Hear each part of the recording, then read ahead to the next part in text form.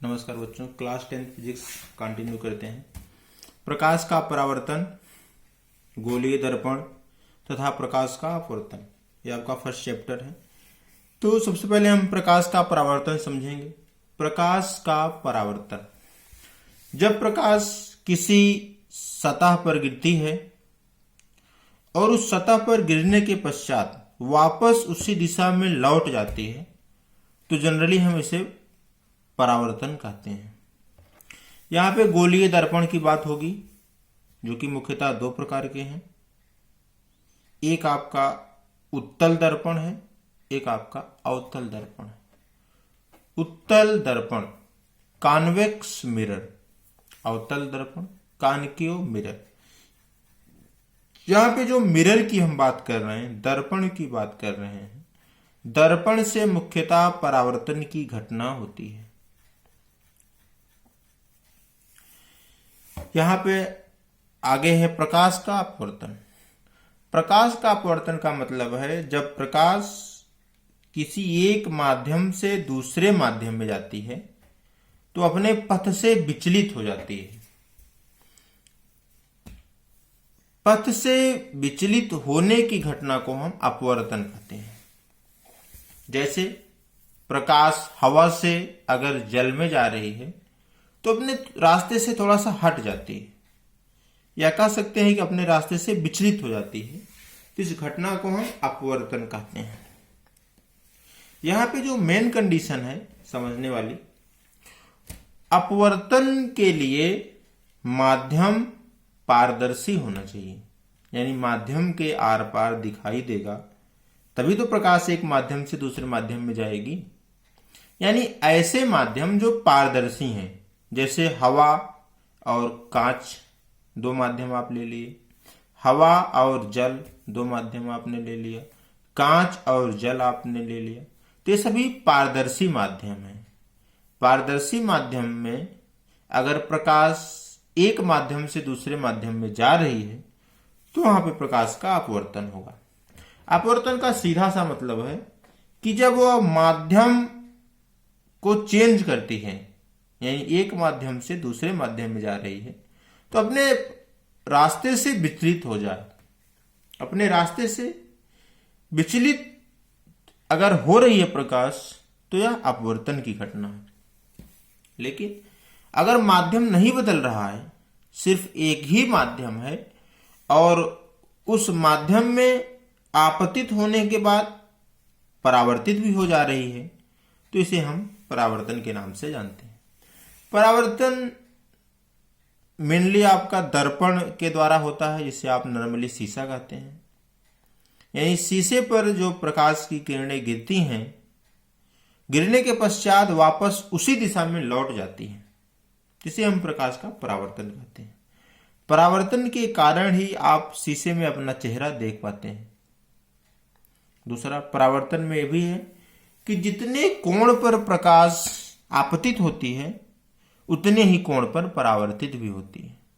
इसलिए शीशा जब आप अपने चेहरे के सामने रखते हैं 90 डिग्री पर, तो आपके चेहरे से प्रकाश होकर उस शीशे पर गिरती है, यानी दर्पण पर गिरती है, और दर्पण एक अपारदर्शी माध्यम है तो वह प्रकाश को परावर्तित कर देता है सीधा 90 डिग्री पर आपकी आंखों पर, और आप अपने चेहरे को देख पाते हैं।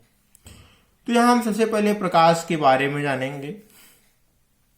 वैसे तो प्रकाश एक प्रकार की ऊर्जा है मेनली अगर हम देखें, साथ ही साथ ये हमारी आंखों को संवेदित करती है।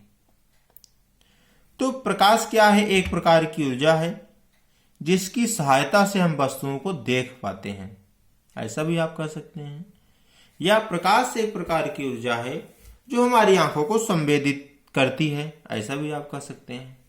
यानी प्रकाश के द्वारा आप किसी वस्तु को देख सकते हैं। तो यहां पे अगर हम दृश्य प्रकाश की बात करें, जो विजुअल लाइट रेज हैं, तो उनकी जो तरंग दैर्ध्य है, जिसको आप वेवलेंथ कहते हैं, वो लगभग 4000 एंगस्ट्रॉम से लेकर 7500 एंगस्ट्रॉम तक होती हैं।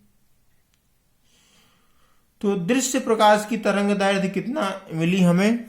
4000 एंगस्ट्रॉम से लेकर 7500 एंगस्ट्रॉम तक। और ये जो पैटर्न बनता है जब आप प्रिज्म से किसी श्वेत प्रकाश को गुजारते हैं तो वह श्वेत प्रकाश 7 रंगों में विभक्त हो जाता है।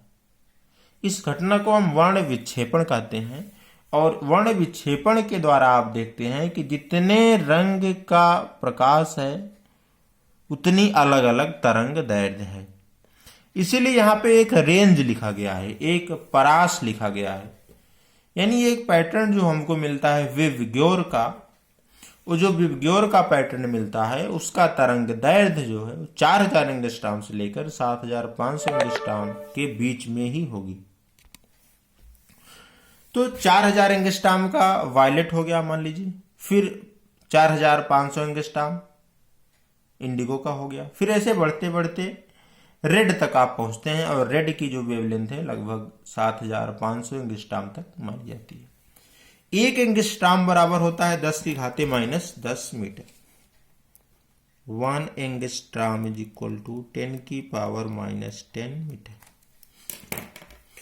और अगर हम प्रकाश की चाल की बात करें तो निर्वात में सबसे ज्यादा होती है। निर्वात का मतलब होता है जहां पर कोई माध्यम नहीं है। मुख्यतः आपके पास 3 माध्यम हैं, सॉलिड, लिक्विड एंड गैस। यानी निर्वात ऐसा स्थान है जहां पे ना तो सॉलिड प्रेजेंट है, ना तो लिक्विड प्रेजेंट है, या तो गैस प्रेजेंट है। यानी हवा का एक मॉलिक्यूल भी नहीं, तो इसको हम वैक्यूम भी बोलते हैं। तो निर्वात में प्रकाश की चाल कितनी होती है? 3 × 10⁸ मीटर पर सेकेंड या 3 लाख किलोमीटर पर सेकेंड, जो कि सबसे ज्यादा होती है निर्वात। जैसे जैसे माध्यम बदलेगा वैसे वैसे प्रकाश की चाल भी परिवर्तित होती है। सघन माध्यम में कम होती जाती है, विरल माध्यम में थोड़ा ज्यादा होती है, लेकिन 3 × 10⁸ मीटर पर सेकेंड से कभी ज्यादा नहीं हो सकती। ये मैक्सिमम स्पीड है प्रकाश की। तो जैसा कि हमने बताया प्रकाश का परावर्तन, प्रकाश के परावर्तन के लिए यहाँ पे हमने लिखा है क्या है प्रकाश का परावर्तन। तो प्रकाश के चिकने तल से टकराकर वापस लौटने की प्रक्रिया को प्रकाश का परावर्तन कहते हैं, जो मुख्यतः दर्पण के द्वारा होता है। दर्पण के द्वारा प्रकाश का परावर्तन होता है। अब इस परावर्तन के नियम भी हैं। परावर्तन के कितने नियम हैं? परावर्तन के 2 नियम हैं। पहला नियम यह है कि आपतित किरण, अभिलंब तथा परावर्तित किरण तीनों एक ही तल में होते हैं। यहां पे एक चित्र बनाया गया है। हमने एक दर्पण लिया है शीशा, जिसको हमने नेमिंग किया है M1 M2। यहां पे दर्पण है चूंकि तो अपारदर्शी होगा, इसके आर पार प्रकाश तो जा नहीं पाएगी। तो ये सतह लाल ऑक्साइड से पेंट की हुई होती है। ये लाल ऑक्साइड से पेंट की हुई है जो कि अपारदर्शी है। इस पर एक प्रकाश किरण आ रही है जिसको हमने लिखा है AO। चूंकि प्रकाश किरण बिंदु O पर गिर रही है तो AO को हम आपतित किरण बोलेंगे, यानी वह प्रकाश किरण जो इस दर्पण पर गिर रही है, तो इसे हमने आपतित किरण बोला। जिस बिंदु पर गिर रही है इसको हम आपतन बिंदु बोलते हैं। जिस बिंदु पर गिर रही है यह आपका आपतन बिंदु है। इस बिंदु पर गिरने के पश्चात इसी माध्यम में परावर्तित हो गई और परावर्तित किरण आपकी है OC। यहां पे एरो को ध्यान देंगे। एरो देखिए A से O की तरफ आ रहा है।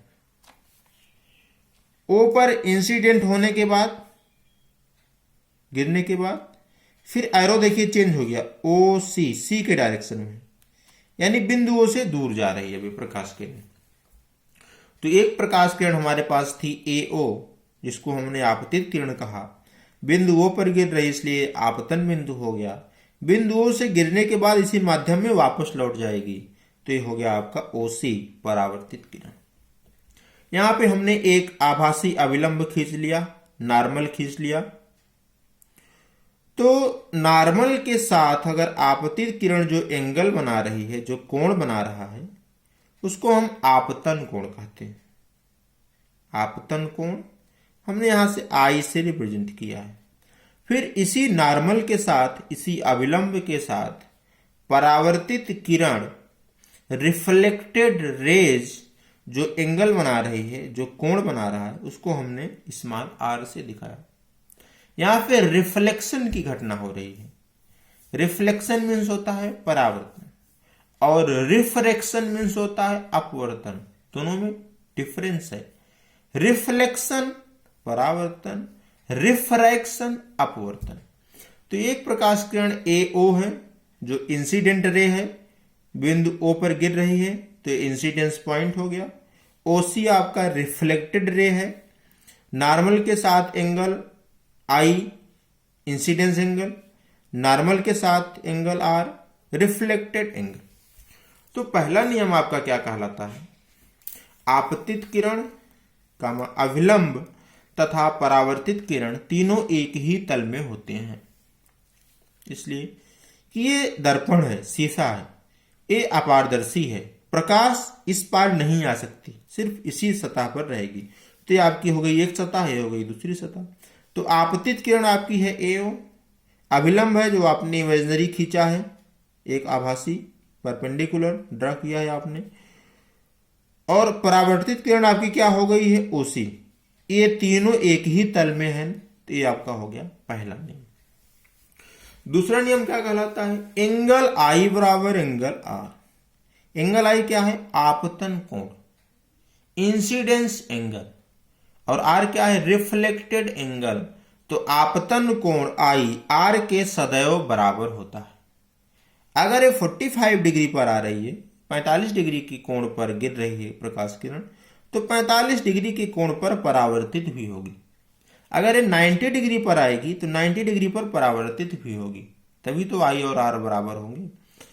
तो यहां पे हमने देखा सेकेंड लॉ आपका क्या है? आपतन कोण I परावर्तन कोण R के बराबर होता है। एंगल I बराबर एंगल R। फिर यहां पे अगला टॉपिक है आपका प्रतिबिंब, जिसको आप इमेज बोलते हैं। प्रतिबिंब क्या है? जब आप दर्पण के सामने किसी वस्तु को रखते हैं तो दर्पण में उस वस्तु की आकृति बन जाती है, तो इसी आकृति को हम प्रतिबिंब कहते हैं। वैसे अगर देखा जाए तो बिंदु के रूप में होता है, तो छोटी छोटी बिंदु की आकृति बनती है और एक उस वस्तु की पूरी आकृति हमें दिखती है बिंदु रूप में। तो जो आकृति बन रही है दर्पण में, शीशे में, उसे आप क्या कहते हैं? प्रतिबिंब कहते हैं।